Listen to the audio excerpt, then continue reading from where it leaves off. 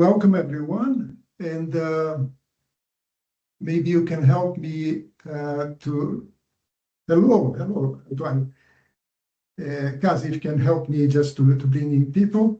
Very good. Just a reminder, if you can have the video on, it's always very, very nice. We are recording. This is the first 4D conversation after summer. We had a break. I think the last one we had, it was beginning of June, a little big, 4D.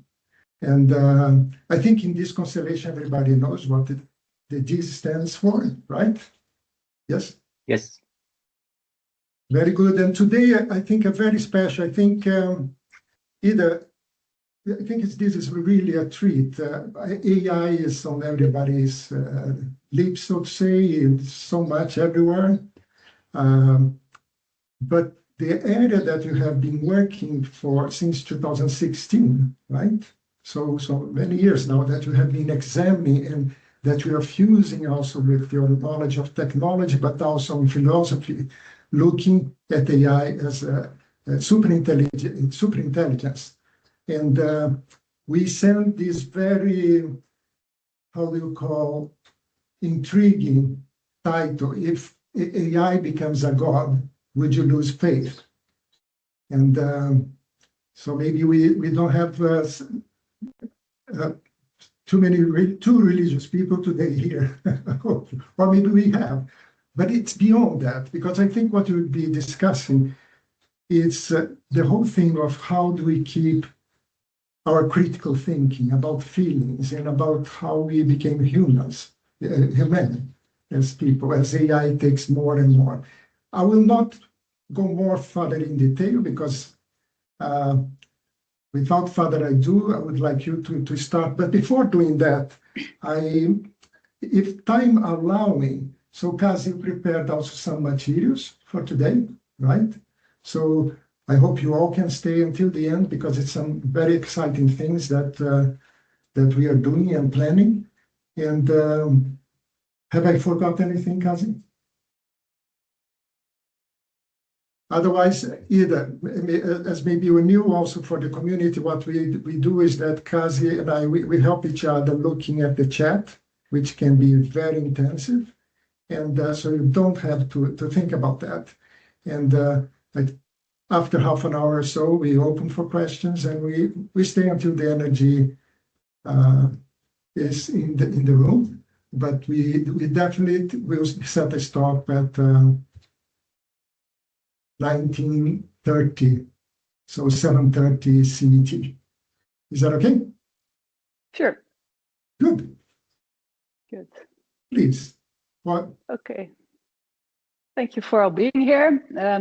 This will be a presentation much about us as feeling human beings at the base of critical thinking and how we can remain a bit of control in relation to artificial intelligence.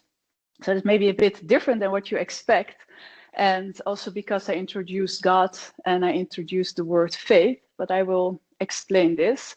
And the reason why I use the word God is not because of some entity that we have to worship, although some do believe that this might be the case, but very much that we may have to deal with an omnipotent, as a all-controlling entity, with an omniscient entity, an entity that will know everything based on data, and an omnipresent entity, so it will be everywhere. To go back to the term God, I said if some of you may have read the book Homo Deus, where it is assumed that we as human beings may become God. Also transhumanists believe that. They believe that by means of technology and by means of AI, that we become godlike creatures. They actually also believe that because of the singularity or intelligence explosion, which basically means that AI will create more AI and create smarter AI, that we have ultimately so much AI that we will lose control. And this will be what they call the singularity, that we reach the state of being post-human, where we may not even have a body anymore. And then we become all intelligence. The whole universe will be infused with intelligence. At least that's what Kurzweil believes will be the case. So this very much resembles the idea of a heaven, basically. So this is one understanding, that we become God, and the other is that AI becomes a God. And there was such a thing, I don't know if it still exists, that is the Way of the Future Church. And they wrote a pamphlet where they were saying that we have to worship AI, and that we have to be very careful how we treat it, because it will remind everything, and it may take revenge. So there are different thoughts on that. This is not what I've been researching in my PhD research, which I have not defended yet. It's submitted officially, and I'm waiting for approval of the PhD committee. The title of this: Human Critical Thinking and Creativity and the Rise of the Artificial Superintelligence God.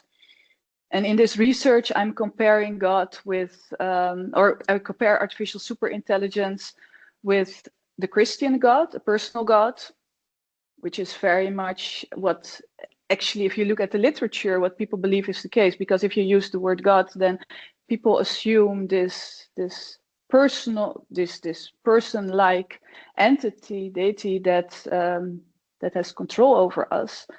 So I look at this, but I also look at Spinoza's deterministic God, where AI will be all in the world. So what he's saying is pantheism is that God is in the world. So we become part of AI becomes the world, and we are part of that.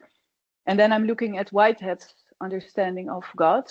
And Alfred North Whitehead was for those who do not know him, was a very well-known mathematician at the beginning of the previous century, then became philosopher.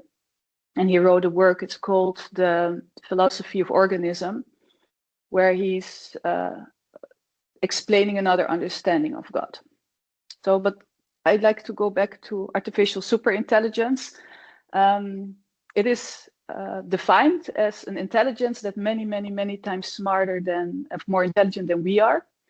And this is something where a lot of people are saying we're not speaking about true intelligence, because as human beings, we feel and we have experiences. So this is not intelligence. And I would like to, I'm understanding this, and I would like to solve this very pragmatically. But if you look at the definition of artificial general intelligence, it said it's an AI that is able to replace a human being in the tasks it executes. So it can make coffee, it can write scientific articles, it can have emotional conversations. And I'm not speaking about the layer that's underneath it. So if it's truly the case, and just speaking about the effect it has in the world. So if you take artificial superintelligence, then it's basically an AI that can substitute a human being and do much more. So this is, I understand, this superintelligence AI. If you look at the term intelligence, then this is actually our problem-solving capacity, which has helped us in to have an advantage over other species, and with which we create technology, and now AI to maintain this position, and also to improve our well-being.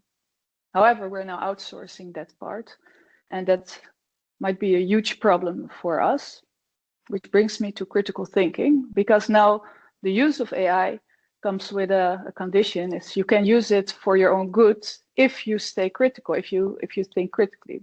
However, research is showing that the use of AI, and now mainly large language models, it alters our ways of thinking. So it has a negative impact on critical thinking. It has a negative impact on our problem-solving capabilities. There are more problems that rise with the use of large language models and other AI. Saying with this that the use of AI doesn't come, it does not stay outside ourselves. It truly impacts our way of thinking. So what I've been researching and questioning, like how is it possible to stay critical if we use it? Well, the definition of critical thinking, there are many definitions, but the definition, the one that is used the most is reasonable and reflective thinking about what to think and what to do. And here reasonable thinking is very much analytical thinking, is logical thinking. And reflective thinking is basically analyzing what we are thinking. Because if you look at critical thinking, there's always takes a reflection place of the thing you believe is the case, and then you encounter something in the world, and it doesn't match. So you sense a contrast, and this is what you explore with critical thinking. And here we have the problem that if our thinking merges with AI, because it changes. I see it with myself. If I'm using ChatGPT or Gemini, I notice that I have problems with summarizing. If I have to summarize something myself, I can do it, of course, but it costs me more energy because I'm not training this. And also, or making bullet points, or I forget how to write words. I even start to make sentences that sound like AI. So I say, oh, it's not this, it's this. So I start to use this kind of wording. And this is not something typically for AI, because technology always changes as we create it, but it changes our interaction with the world. When cars were introduced, it changes our understanding of time, of space, of how do we orient ourselves. The GPS is a very well-known example that by using that, also our orientation changes, or it gets lost. People lose the capacity to orient themselves. They lose the capacity to read maps. Another example about technology, and this is a very philosophical example, it's the gun. Like you have proponents of the gun owners in the US, for example, they say, okay, it's the user's responsibility to when they use a gun. Well, there are other parts, and this is said basically a philosophical argument. It's like, no, the gun enables the possibility to shoot someone. So technology opens worlds, and this is what is happening with AI. It opens a lot of opportunities, things we would never think about that is possible. But by opening this window of possibilities, it changes us. So this about how do we know what to think and what to do as part of this critical thinking? How can we reflect?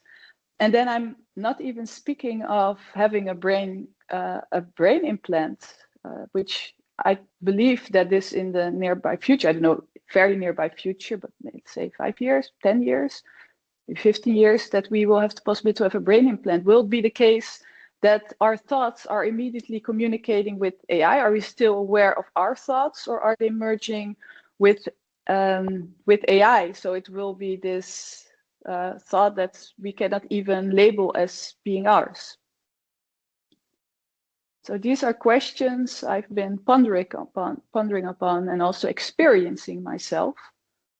And then the other thing about AI is, but I was speaking about this artificial superintelligence, and then I said I compared it with Spinoza's God, that the AI might be everywhere. And I don't know who read my article about AI as a deterministic system of systems, because here I very much explain this idea of having increasing AI that is everywhere, and it forms a network. So here we start to lose our understanding of what's going on. We already do not understand very well what is happening, because it uses so much data and it's connected in such a way that we cannot oversee it. And therefore, explainable AI and transparent AI is being introduced. And this is, of course, a very good thing, but will we truly look at it? To me, it's more if I'm, I think it's with Gemini, if I'm using it, then I see that the sources it is using, and it gives me some sense of, okay, I can trust this, and this should be fine. However, if you click on it, at least this was my experience with ChatGPT, and there's also some very sad examples of plagiarism, for people who did not check, that often these sources do not even exist, so it just makes it up. So it creates a sense of trust. Well, we still have to check upon it. We still have to remain critical. And this is under siege by using AI. So AI, and I was speaking about that it's starting to pop everywhere in our professional and personal lives. And if you look at the R&D, this will increase for sure. AI is a rational agent. That means that it has trained for a task, and it will try to reach this, to accomplish this task as efficient and effective as possible. And we as human beings, we are not rational in that sense. We have emotions, and these emotions come always unconsciously or consciously are in between our decision-making process and the things we are doing, because we are angry, we are jealous, we are in love, we are tired, and that has an influence. So in order for AI to deal with that, it creates an effective interface. It tries to connect with us on a more emotional layer to get us to do what it wants to do. And it may be something that we want it to do. So this is not necessarily a bad thing, but it does connect on this emotional layer. So I was speaking about faith. I will explain this now. There are two forms of trust in the development of human AI interaction, and that is rational trust, and that is emotional trust. And rational trust is basically an estimation if the trustee, in this case the AI, will do what it says it will do, and you can estimate it based on previous experience and other parameters, and you say, okay, it's likely that it will do what it's supposed to do. And it does it also with us, because we are as human beings, we are very untrustworthy. So it will also try to estimate how likely is it that the human being will do what it's supposed to do. And if not, how can it control it, or it can change it? Then there's emotional trust. And emotional trust is emotion of the heart, as it is called. It's like, I trust you, or you trust me, and you cannot explain it. And if you do not trust me in this case, then I can throw a lot of data at you and a lot of information, and you still may not trust me. It may even make you trust me less, because like she's sharing with me data. Why is she doing it? Maybe she has something to hide. So this is very difficult or more difficult in AI development. And for that, a more anthropomorphized interface created. So it's connecting with our emotions. And it is said by the behavioral scientists that you reach the cognition by means of the affects, by means of the emotions. And we do not have much control, overall, not much understanding or much awareness, and also much control over these emotions. So this is also a big problem in regards to how do we want to control AI when we're often dealing with this more humanized interface. For example, also if you look at your chatbots, they have this very human way of relating to each other, and this is can be very dangerous, as we have seen with suicide cases among also the younger generation. And faith is like emotional trust, but with the difference that it's an active disposition. So you believe something is the case, you're not sure you believe it, and therefore you act upon it. So for example, you have a child that's an addict, and but you believe that he will overcome it and will continue to and will start to study again and will pursue a nice career. So you keep on investing and introducing him to a professional network. So this is very much faith. And Whitehead, and I will finish with, has another understanding of faith, which is basically having faith in yourself, because it's being part of God. And I will try to skip this word a bit because this may be a bit cringy, but being part of the world, being part of this super intelligence as human beings, you have to have faith in yourself too. So how are we going to solve this? That has been my big question. Like, how can we still think critically? And that is through feeling. And I was speaking about emotions, but I distinguish feeling as, it's actually as a road, like sensing, as experiencing things or environment. Emotions is already the label we put upon it when we're conscious, and we're labeling it in order to communicate it and also to feed it AI. Because everything that we can put in words, everything that we can measure, it's something you can work with and you can optimize. So feeling. And I will now make a small step to Whitehead, because what he is saying, that everything feels, and he speaks about it's you can take this like on a physical level, like until the smallest atomic particles, everything feels, and based upon that, there are different options in reality, and decisions are being made. And this is all unconscious. This is on a very elementary level. So I will just stick with us human beings. And he's saying, okay, so everything feels. And then as human beings, we have consciousness, besides some other species. And then we have our cognitive, we can think, we have our intellectual abilities.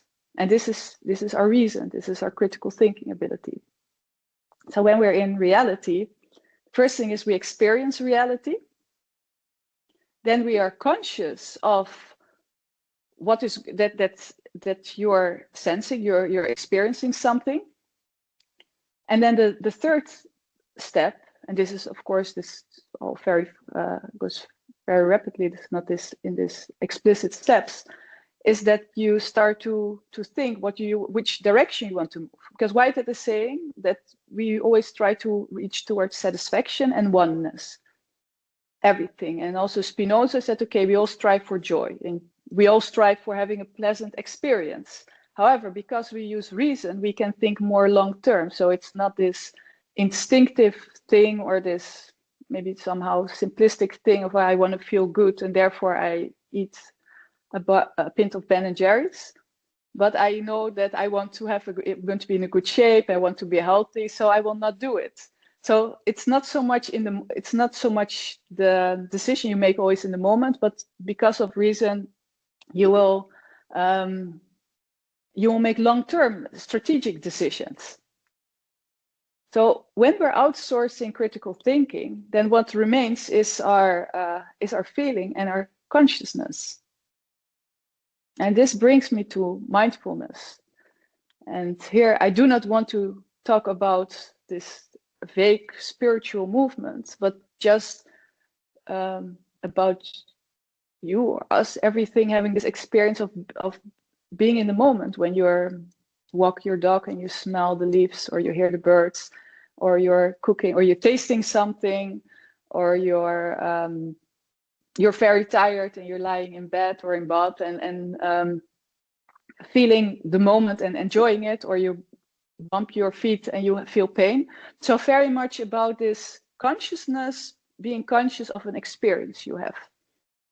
And this is something to practice and to focus on, because by practicing this, it will be able to take some distance. You will be able, for three reasons, this is a good thing, there will be a sense of self, which is not only the mind, but in the body. It will be able to decide upon a direction. So not being swept all the way because of your use with AI. And the third thing is, because of that, you will be more conscious in case AI is trying to influence or manipulate your feelings. And as human beings, we are physical and we are body and we are mind. However, in our Western society, Western philosophy is very much always been, the focus has always been on our intellect, on the mind. So the body is the part that causes us suffering, that is sinful, and we want to get rid of it, which is actually what transhumanists believe with this whole idea of singularity. We have to get, and also in Christianity, we have to get rid of the body and focus on the mind. I think, therefore I am. But still, we are rational animals. So if we outsource the rational part, the mind part, then the body remains. So in order to be a whole human being, we have to work on this physical, on this understanding of our feelings, not through mind, but just by sensing. And what I want to do right now is I'm going to give myself as an example. And I have not shared this in this way before. And I hope that some of what I'm saying will resonate with you, or that you will understand a bit better what I mean. So some of you may know that I have been trained as a chess player since a child, and I've been played championships. It was all until my 12th. And after that, I stopped, and then later on I did it a bit. But this chess playing, I believe that has very much shaped my way of understanding the world and dealing with the world. And it must also be that I have some disposition towards thinking like this, but it means that I analyze things, or I approach the world as a game, as a chess play. So I have a playing field, and I try to understand what are the pieces, what are they doing, what do I want to do, what is my objective, how can I reach this objective, what things can happen, what is the most strategic way to accomplish this objective on a strategic level, on a tactical level. And this is sort of make plan, execute plan. And this is how I truly interact with the world for a very, very long time. And another thing is, because of some unfortunate situation in my childhood, I have desensitized myself, which means that I can just completely not feel. I can completely ignore whatever I'm feeling and just execute plan, which is highly efficient and effective when you get a task, because it's like, okay, plan, execute plan, but it's not very helpful in your interpersonal connection. And then you have to deal with human beings that have emotions, and it caused me a lot of frustration. So this whole thing about affective computing, I understand this completely. I understand the frustration, and the AI is not frustrated, but I feel this frustration. And so this is how I dealt for a long time with things, and I had this problem relating actually to other human beings, which does not say that I cannot feel, but I'm expressing this, or I feel this through movies, or scenes in movies, and through music. For me, music helps very much to connect with feeling, but I could not put it in words. So fortunately, I have friends that were much more in touch with their feelings and much more empathic with me than I was with them, because I was frustrated with them because we make a plan and then they cancel because they do not feel good, or they complain to me because they have an issue, and then I say, okay, you can solve it like this, and then they don't do it because of that. Like, okay, stop complaining to me. So this was so much the interaction, but I was very intrigued by this feeling part. So I think it was now 15 years ago. I was sitting at the dinner table with my parents, and I was saying, I'm going to get into feeling. And they were looking at me. And they were saying, okay, Ida has a new hobby. So what I did, I just downloaded a list with description of all, like a list with the names of emotions. And I was trying to understand, okay, when I feel something, what am I feeling? And to be very honest, I was only able to distinguish two feelings, which was happiness, so this feeling of satisfaction, of joy, and this feeling of anger, of being upset. Because even when I'm sad, I was upset with myself for being sad, because that got in the way of doing what I wanted to do. So it was very difficult for me, and I also not understanding the words. So I had to really, every time I was feeling something, I was conscious of that. I was checking that with a list, and then I had to Google also what it means. And like, okay, I think I feel this, and I got better in that. So I'm now able, or over time, you get able to label these emotions. And then it becomes easier to communicate this with other people, and also to understand what other people are feeling. So that was one thing. The other thing was 10 years ago, I was diagnosed with a rather serious health condition. And at the base of this, or a huge influence, was that I had severe stress and anxiety. And I solved that by literally putting myself under a cold shower. It's because I found it highly inefficient of feeling this. And I just, again, I desensitized myself and just continued doing whatever I was doing. And I ended up twice in the emergency because that's not how your body works. And it has a mind of its own. So it did not work. So I started to look into meditation.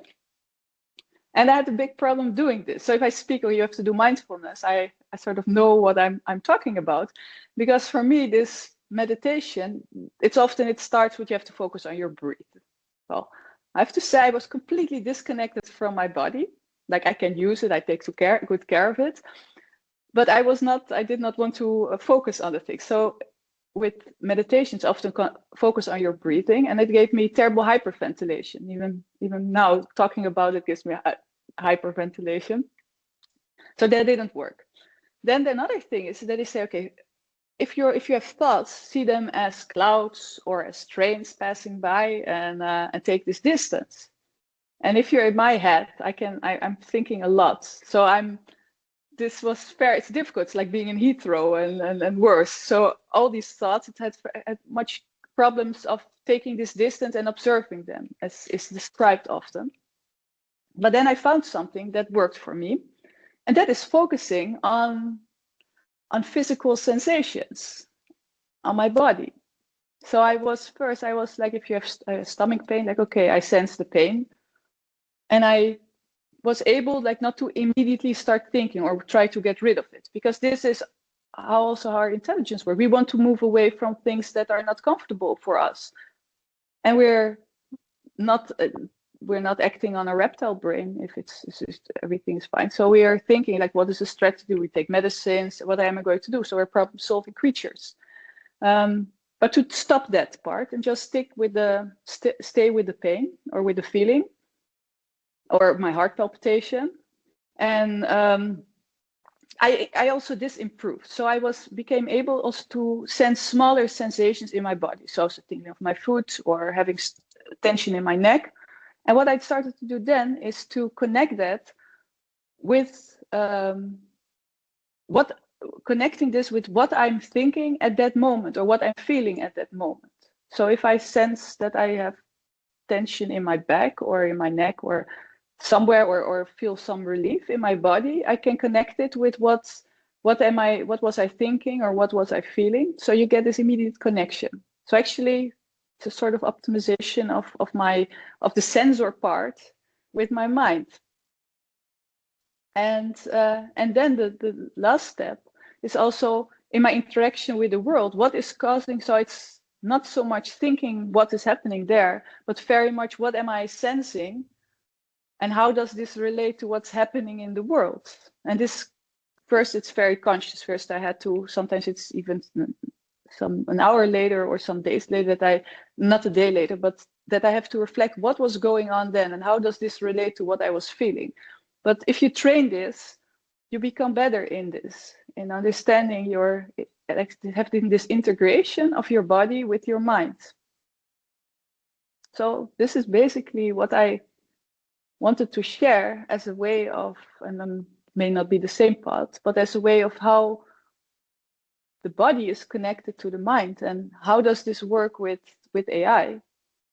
It's by being able to be aware if something feels right or if something feels wrong. Like, for example, in a medical environment, that it's said that physicians, they often have intuition, and they're now starting to ignore it. So it's also research is showing that intuition is getting worse by using AI. This gut, what is called gut feeling. So to become more aware of the sensations of this is right or this is wrong, and sometimes you need some time for that. And I notice this when I'm writing, I'm using AI, I feel okay, I'm in the flow, and then after I'm like, something is off here. Or the next day I'm looking at the text like this doesn't feel right. So and then you can think of what would be a strategy to deal with AI, and can I use it or not? So this is not so much about being critical towards AI, but integrating the feeling part into the critical thinking as the base of how we relate to it. Because it's this space we create of us as feeling beings in relation to AI. And then I want to say that it's so experience is very important, and there are two ways of understanding this experience. It's also the accumulation of experience.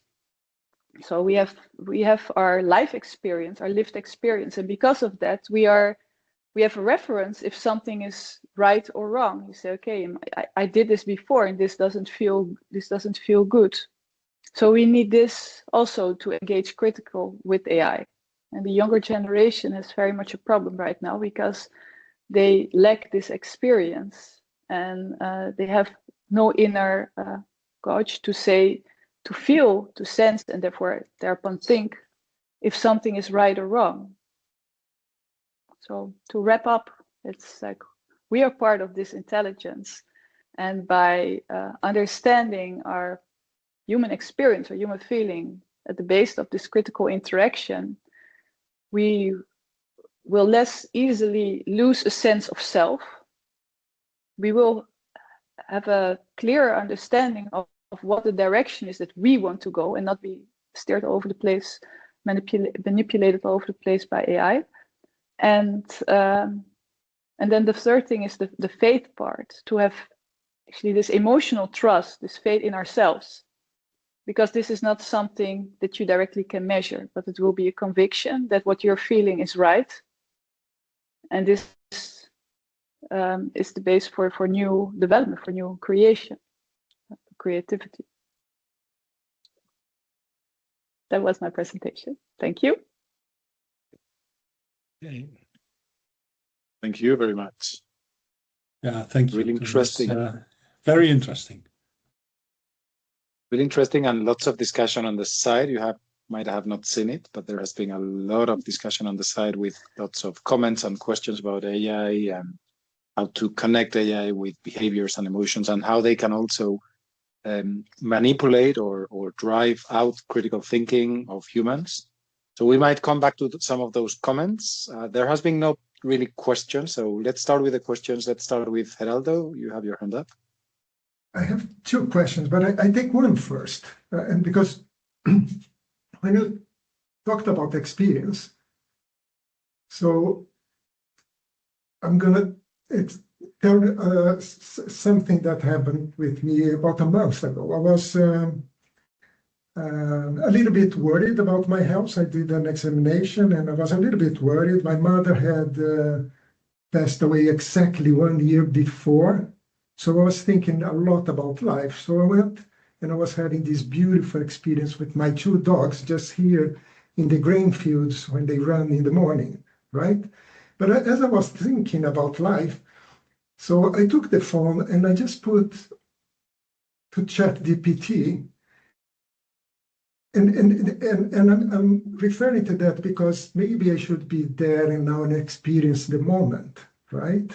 But I still took the phone and just asked ChatGPT, if I'm to live to 100 years, what do you think? You know, just that. And the thing answered in a way and so creatively. And I know, Pascal, about all the confirmation bias and so, but I was deeply, how to say, impressed. I'm thinking, Steve, with us taking sometimes in global perspectives, executives from Ericsson all the way to Africa to find their purpose, you know? And all of a sudden, with AI, I was getting so much input that some of the stuff was really good, even if I put my critical thinking. And then I get scared. You know, I stop here because I got scared because it was so, I couldn't imagine some of these things that are so creative, you know, the combination that AI could do. I couldn't have done that myself, and honestly, I wouldn't do as good at Ngorongoro crater in Africa. So what does that tell us here? That should be really scared. I leave the other question for later, but I would like to start with that. Did you understand the question? Because I need some help to think.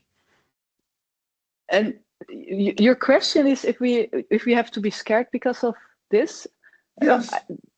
I mean, but if you feel comfortable, because the thing, and this is something, because I relate to what you're saying, and things, if we start to analyze this with mind, we may not get the solution. We might be, our thinking is not something that remains unaltered. So in the end, it may be indeed the case that it will, and I believe that in the end it will merge with AI. Maybe some people are very deliberately not using it, it will not be, but it will merge. So the question was like, can we preserve this sense of self? And even with our bodies, if you look now at cyborgism, that people are just replacing parts. So what I actually want to say is that it's on a very individual level, the decisions you make. So if you're completely fine with replacing every part of your body and living 500 years and therefore doing that, that's apparently what is part of how you understand yourself, what feels right for you. And I do believe that we're moving towards an era where this sort of individual expression becomes more important, and not for all vague reasons. But if you look at philosophy, we have always tried to understand reality by creating categories. We try to making measurability, but we're outsourcing this right now. So we do not have to do this. So as human beings, we can just be more in touch with what we believe we are. We see this also with this whole discussions on gender, this gender discussions. So you can let go of the categories we put on ourselves, because AI will take care of that. And this is a good or a bad thing.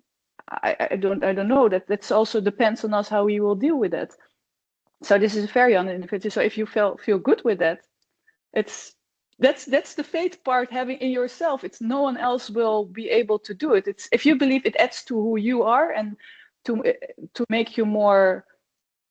Spinoza used the word powerful. If it just makes you more powerful in your feeling of self, then it's fine. I would say.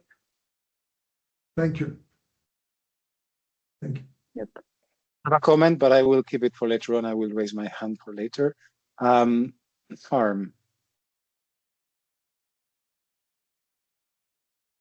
And we cannot hear you. You're muted. Yeah. I have to let things think in. That's my way of dealing with these kind of things, to take a step back and to react straight away. But I am very much the connection between AI and religion. I consider myself as a religious person. Not in the literally sense, like I have been born into a very strict Protestant society, but more in the way that everybody has a task in life, and you have to listen to yourself. And if there is a soul, if there is a God, it's the same like soul. You can't touch it, but it's there, and you know it. It gives a direction, and then related to, and I understand that I'm not I am maybe one of the few who thinks in this way. And then with regard to AI, I consider myself not as an expert. I'm an expert in other things, and my expertise is what is my experience, my feelings, my good and my bad, and what I learned and what I do wrong every time again and again. That is me. And from that point of view, from that vision, that I am myself, and then there is suddenly AI. AI is not for me the next. Let's say it is not in the sense a religion, but it is the way to look back into myself. and to understand my not my feelings, but of course my feelings and my actions are related and are strict related. Failure and success and trust and you name it. That is very, very much related. And if I then take AI, I used AI as a tool to reflect to myself and understand. I know there are some tools that I really I will never use. I had never a Twitter account, and I will not have an X account, and I will not use Grok for the reason that I think that is not for me. So what I do is, if I use AI and I use it, I have to say I'm only using it. I don't use it as Google. I use it as a master who I can ask a question, but in the same time I can also say to that master, I want to have an answer, but I don't want to have it in this way. I don't want you to do that and that. I want you to be honest, and I have to understand myself. And so I give the instructions with the question that I have and put it in the master prompt, basically. And then I say, okay, this is my master prompt, and this is my question. And then I reflect always on the same master prompt until I think, oh yeah, maybe I should put that in my master prompt. So, and that's the way how I keep control over the use of AI, but also it gives me an enormous insight in the things that I've done in the past, and besides productivity and besides that I have a disability myself with my back, I am more productive than I have ever been, and so. In that sense, I am very. You're explaining a lot about, let's say, the past of philosophy, and that's for me completely new. So it is very interesting to hear, and that's for sure I will look into but I have to make the time for myself to do that, because but. Yeah, it helps me to realize what I want. I am very strong. I have a very strong relationship with animals in the last hours of their life, how we deal with them. And we will talk about that in another time, but it gives me the ability to express myself in the way to the public that I want to reach out to, because somebody at the ministry is completely somebody else who's running a farm, and you have to talk to. If you want to change, if I want to change, I have to adopt myself to the group that I am talking to, and I think there's no better tool. But I don't use it as a Google. And I know that people have Googled before how they should do suicide. Now they use AI. There's not so much of a difference between that. If the mindset is that you don't want to go on. Anyway, I want to thank you for that, and I wanted to give that reflection. Okay, thank you.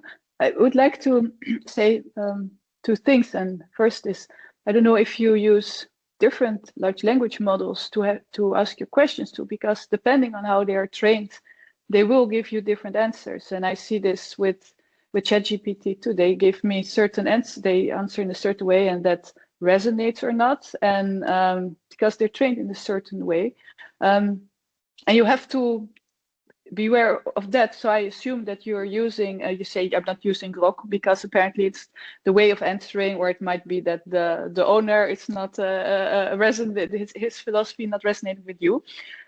That's one thing. So the AI has an agenda of its own. I would say there is a difference, or because, and I'm not speaking about agentic AI, but overall AI has an intentionality. It means it has a task and it's trained to perform this task. While with technology beforehand, it was we who gave the instructions. It's even with your, you have now, I don't know, I don't use an intelligent razor blade, but I think they exist.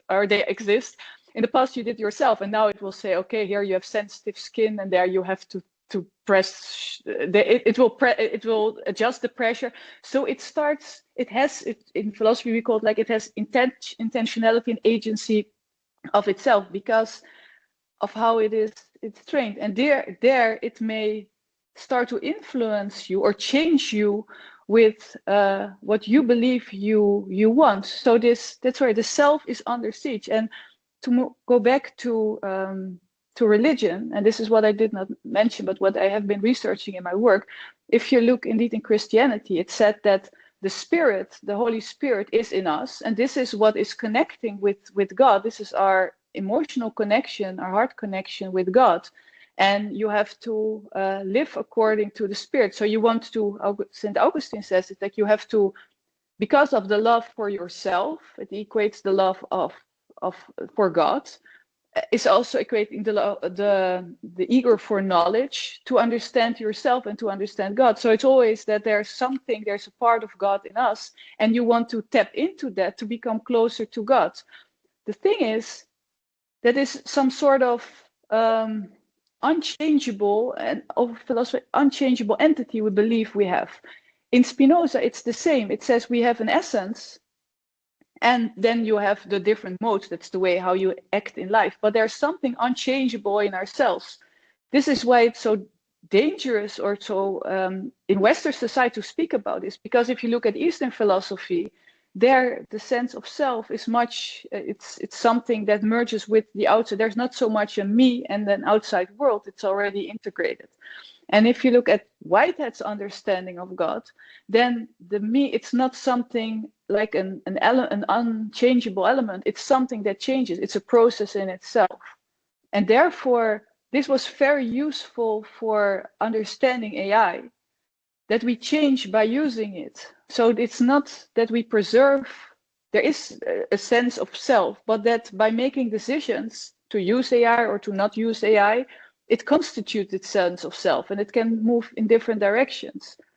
So I'm not saying this to change a religion's conviction, but the danger of it. Yeah, but I understand. I fully understand that. And to talk about religion, we talk about Christian religion, and you used the Holy Spirit. There's hardly any text in the Bible that says what is the Holy Spirit. This is made up after 314, and that was the Concilium of Nicea, and there they decided of the 80 Bible books there were, that they only accepted 4, and then they created everything, and Rome was the holy city. So that is complete. That is a complete. That is not religion. That is what we make out of it. And to talk about AI and religion, of course, I am not using one. I use, I think, 7 or 8 AI programs, and I only use them for where I think they are usable, and I use some. To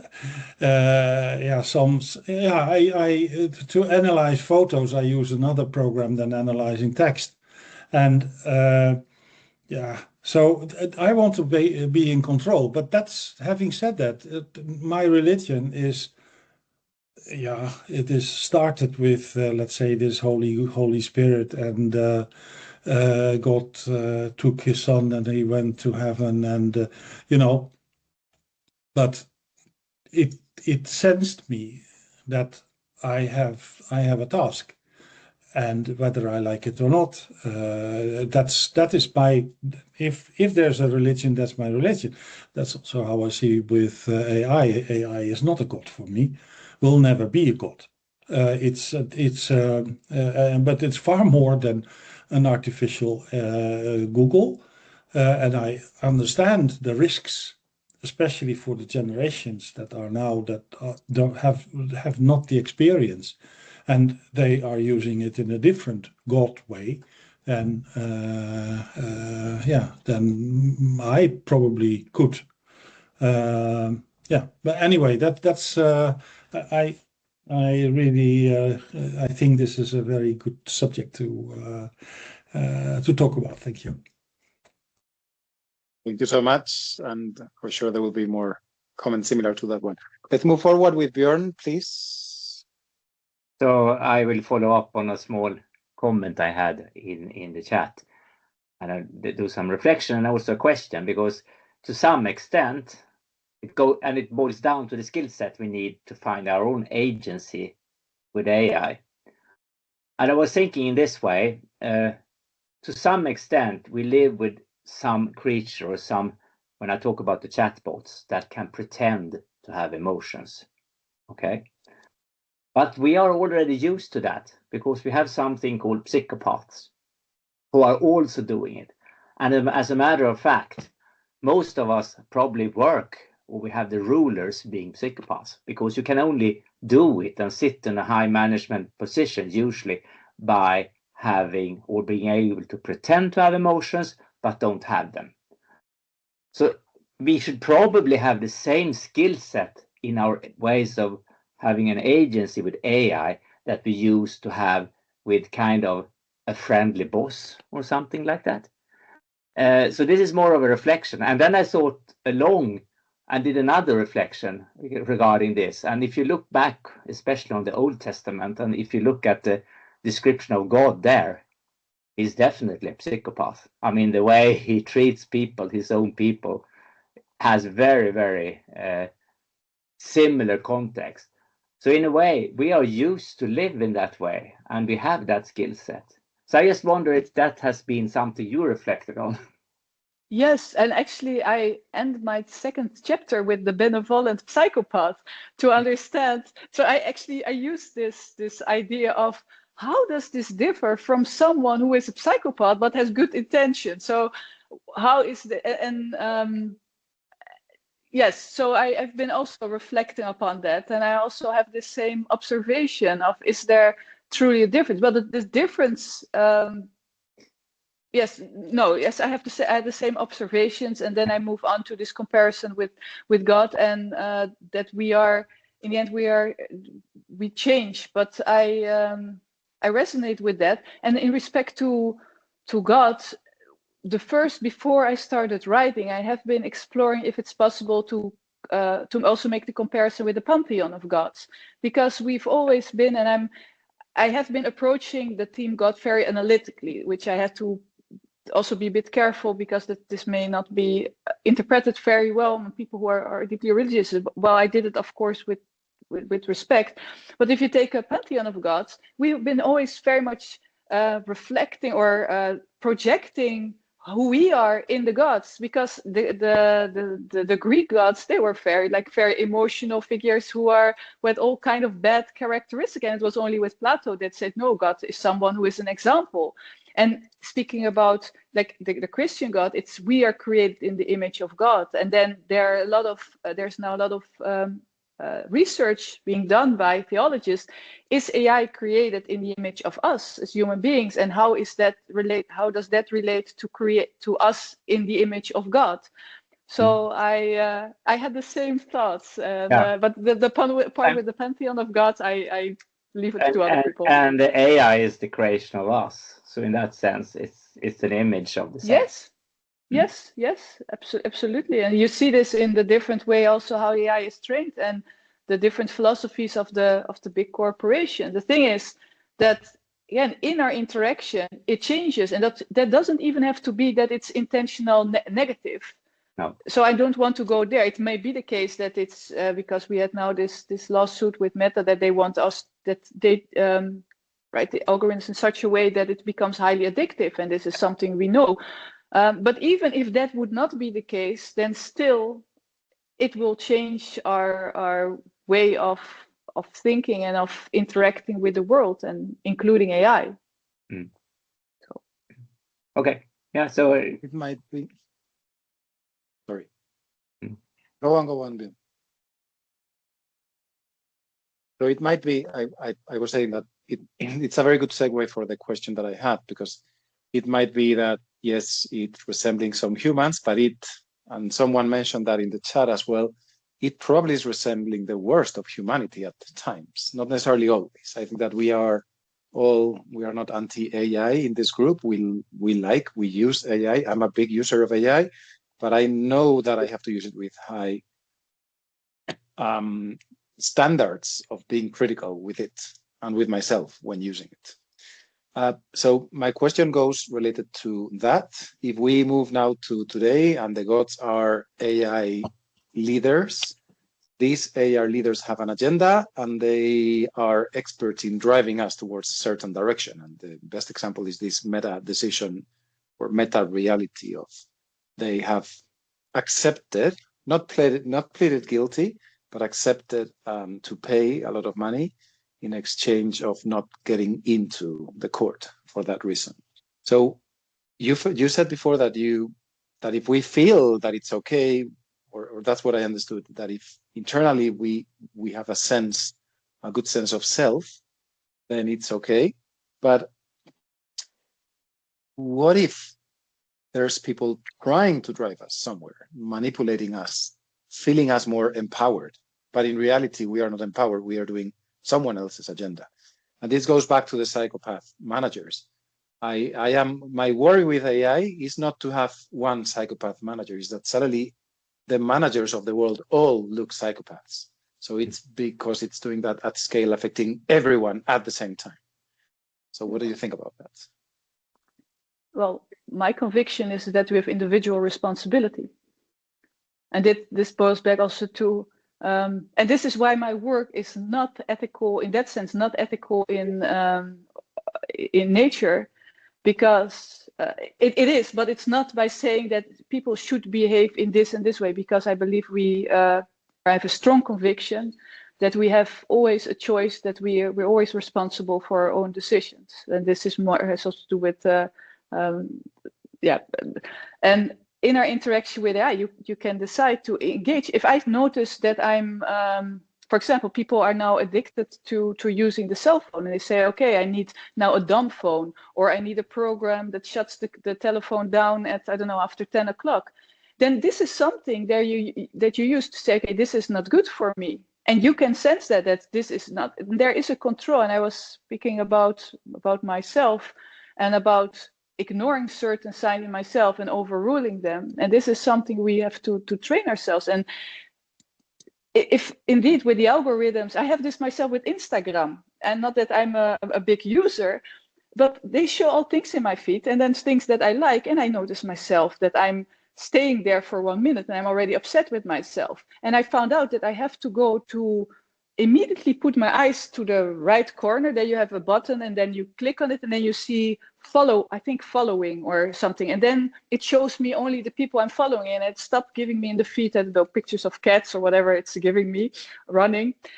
So I have to very consciously do this to not get by this algorithm. On the other hand, I love music, and before people were advising me certain music, or I have a lot of vinyl, so I just found something in the thrift store and I was happy with it. And now I see in YouTube, they are on the right side, they advising me music, and I click on it and I find very nice things. And I would say I would go against it would be an emotional thing for myself to say, I don't like that, or I'm not listening to that because it's an AI.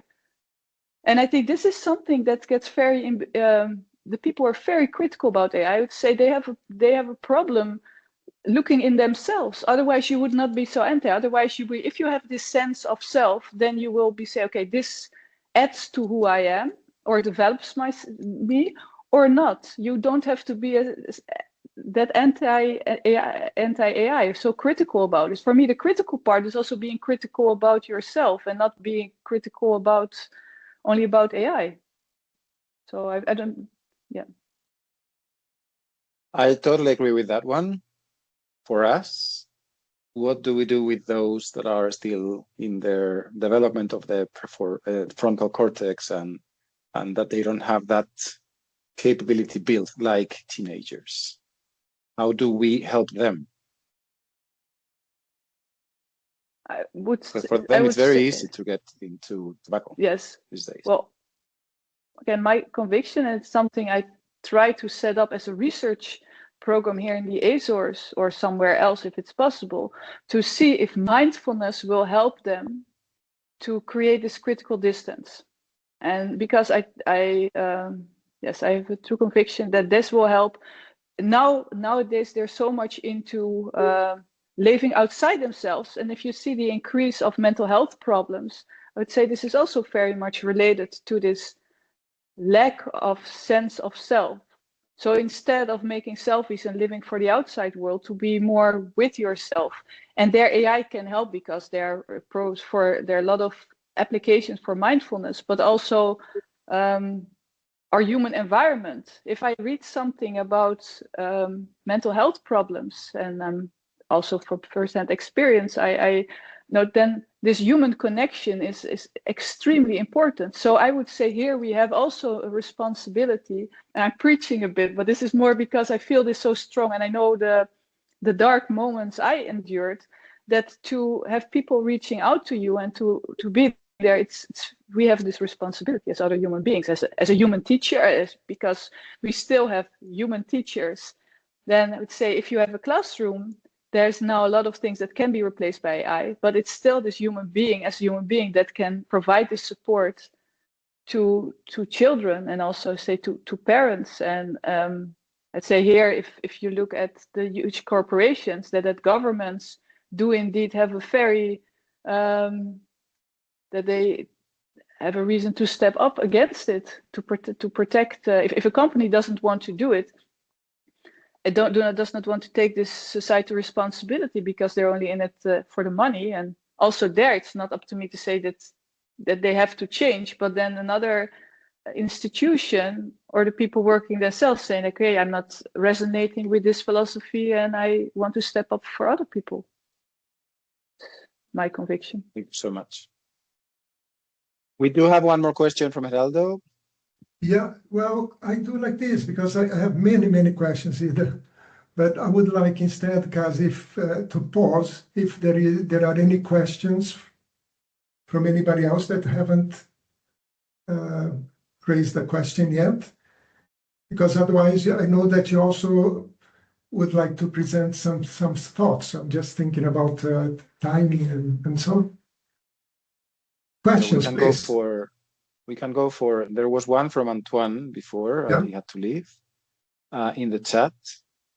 And if AI is God, what was the relationship of humans' critical thinking with God in the past?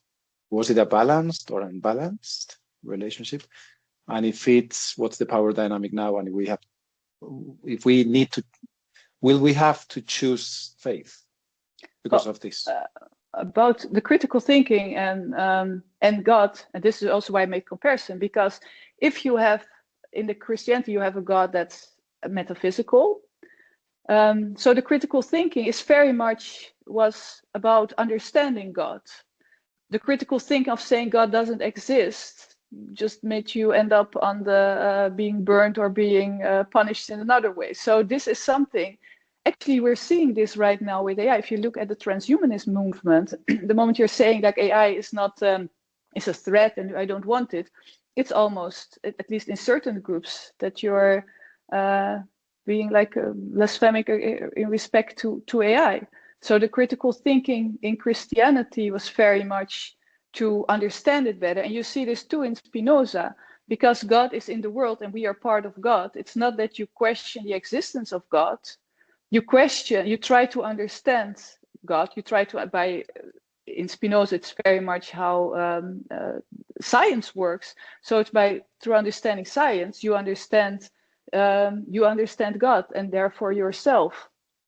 So this has been critical thinking. The critical thinking is not so much taking this distance of saying like this is not right or this is wrong, because you will not criticize God. It's always, the critique is always towards yourself and being, and knowing that you do not know. Here you are critical.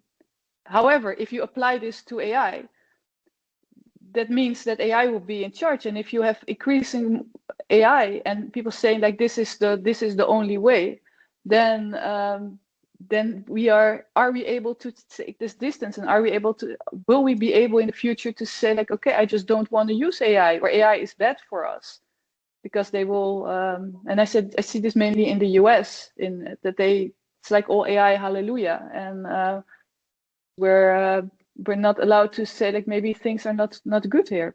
So the critical, the relationship is different right now, with respect to God and to AI. Thank you so much. I think that we do have another question from Yaya. And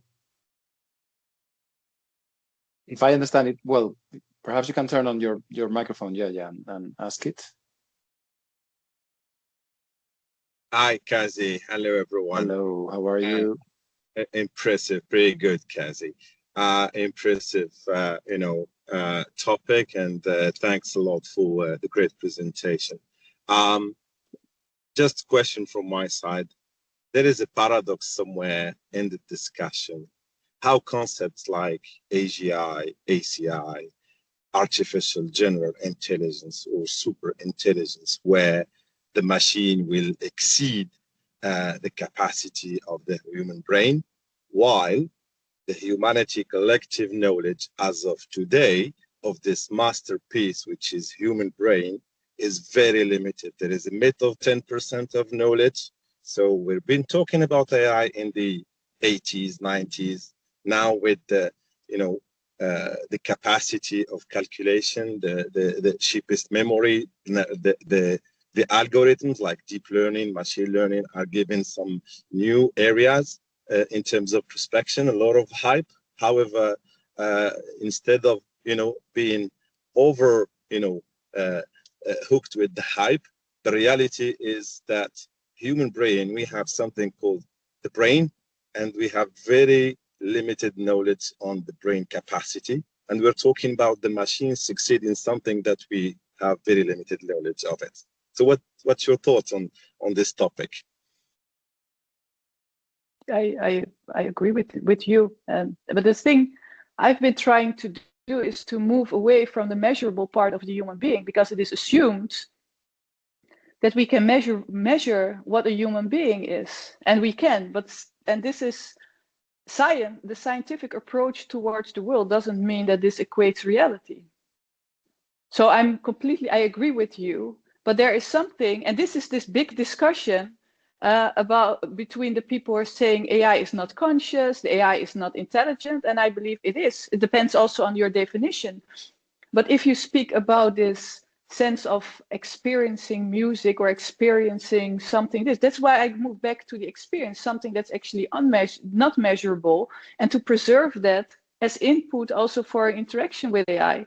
Because we do not use our full capacity, and AI will be able to do that much better, or will help us to excel in that. But I do not equate the human being with just the mind. That's why I'm saying we're mind and body, and this part, actually, maybe the suffering part, is also part who we are. So it may not be the answer you want to hear, or you have your thoughts about it, and I like to hear them. Thanks a lot. Clear enough. Yeah. Well, let's use this particular question as a perfect segue to jump into one topic that we want to share for 5 minutes of your time. So please stay with us. And first of all, even though I will stop the spotlight with Ida, so once more, thank you so much for the incredible discussion. One thing that you probably have noticed is that this takes us way more than 90 minutes. And that's what we're going to talk about. So First of all, thank you, Ida, for your pictures. All that you're going to see now is based on pictures that Ida shared with us. And it's about a place where not only she lives, but she loves. And it's a proposal. So let's share a little bit of what we call the Azores proposal. So I hope that now you can see my slides. Can you see them? Yes. Good. So what we have here is what Ida has described. It's something that we cannot solve in 90 minutes. And if we have something about the 40 conversations, is that that's usually what happens. In our conversations, we rarely end in these 90 minutes with all our answers covered. We have more, and we need to engage more critically with those things over. So tonight, today, or this morning, depending on where you are, it's not the end of the session. It's the starting of a journey. And that's what we want to share with you. And this journey has, as we like to say, 3 steps or 3 questions that we want you to solve. And the questions have to do with a lot of what we have been doing and what we want to do. So first question is, what do we learn? What do I learn? And we are going to present that in a manner in which through 8 weeks blocks, we can learn new things. The second question, it's a little bit farther in time. It's, what can I build? From now to 1 year, what can I build? And not only that, looking forward into 10 years, what did I achieve? But one of the things that you know from the 40 is that we don't want to do this individually, even though we will have to do it with ourselves. But we want to do it in a community. So we want to transform these questions. The first question is, what do I learn? In something that starts small. So in 8 weeks, what do we learn in 8 weeks? We want to build small groups, and this is the concept of the slow schoolhouse, and learn it properly. It's not homework. It's ways that work for you. We will set a frame, but you decide how you want to use that frame for something. That will be the proposal on preparing and learning. How do we learn differently? The second thing is, how do we build? And that's what we want to propose to you. It's a journey that starts today and ends in a year from now in Azores. In Azores, 3 days, in which we have already done the thinking, thanks to this thinking through 8 weeks cycles. So it's not about presentations. It's more about walking. It's more about building. It's more about thinking. And the idea is that all of this helps us to think on our long-term purpose 10 years. What can we achieve in 10 years? And as you probably have seen, is we want to change these questions, not from I perspective, but from we perspective. We need to have the we answers. And that's something that, if you didn't watch it, that was a very interesting part of Henry Mintzberg's interview. Nathan did it. And it was an interview in which it was moving towards what can we do with a we answer instead of an I answer. So what's our proposal? It's that in a year from now, you can ask yourself, what can I do in 30 years? So we want to move the 40 community for learning and doing, which is what we are doing with the discussion about the little pigs, for example, into purpose. We really believe, and that was another very interesting article today, I think, already, about setting purpose from Elizabeth. We need to build purpose in our lives. We know that that's our biggest driver from a life perspective. So we would like to help 40 community to become a purpose-driven model. And that purpose-driven model can help us to do something. So this is the teaser of something that we will continue working with you. And the working or the task will be a little bit more difficult because it's some other thing that has appeared in our discussions, and this comes from Bjorn, that it's a journey. It's a journey in itself. It's a journey in which we will have to take certain steps, and we will solve it by walking. So the invitation is this one. Through small groups, we learn during the year, and when we learn together, you curate. In these small groups of 4 to 5 or 6 people, you curate and you share with the rest, or you invite someone for a meeting to share with us. Thanks to all that learning, we bring that to Azores in a year from now, in which in 3 days we sit together and we will make it happen together. So it's us together, working together, that we make it happen in a year from now.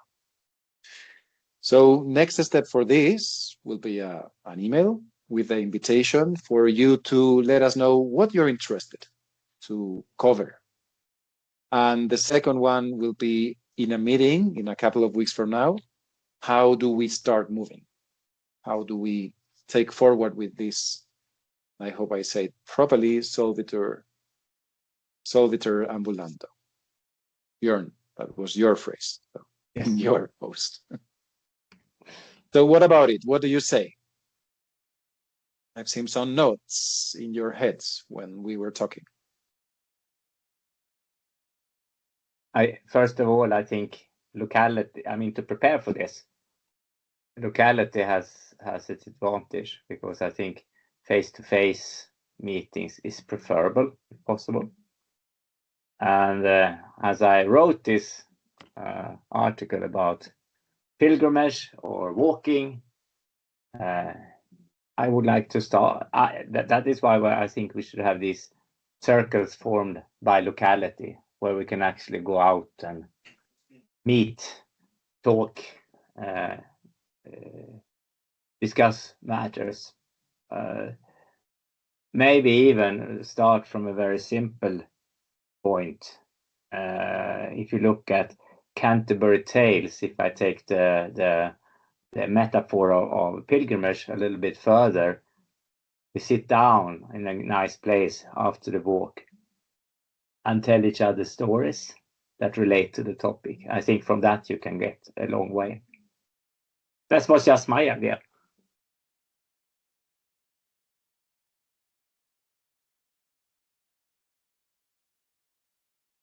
Yeah, if I have to, this has to sink in for me. But I think it's a challenge. I think I really have to slow down and don't think in my individual journey, but to look where are the connections. So I think it will be a nice challenge, and I'll be in.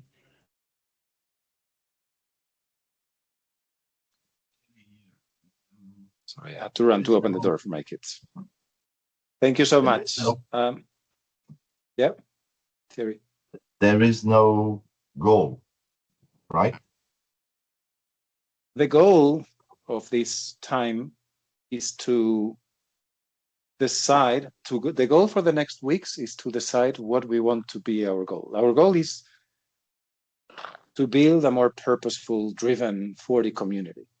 Our 40 community is very good for discussions, for interaction. We think we can do more.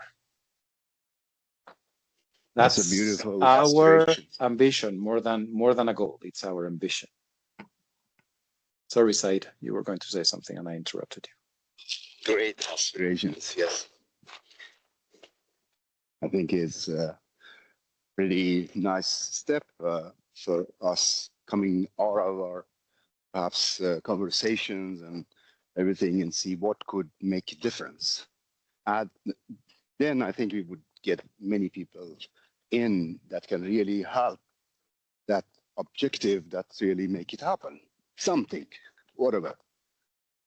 Thank you, everyone. And that's something, thank you, Said. That's something that you mentioned is what we call, we start with little bigs. It can become big bigs, but we start with little bigs. We start with things that can affect our own community. And we've had 3 incredible stories from India. We've had incredible stories from Philippines. We've had incredible stories from Sweden. So what if we can do more than that? That's our wish, not even an ambition yet. So next step for this, we will share with you a proposal of themes that interest you. And then in a couple of weeks from now, we will send an invitation for what comes as next steps. And we would love all of you to be part of that.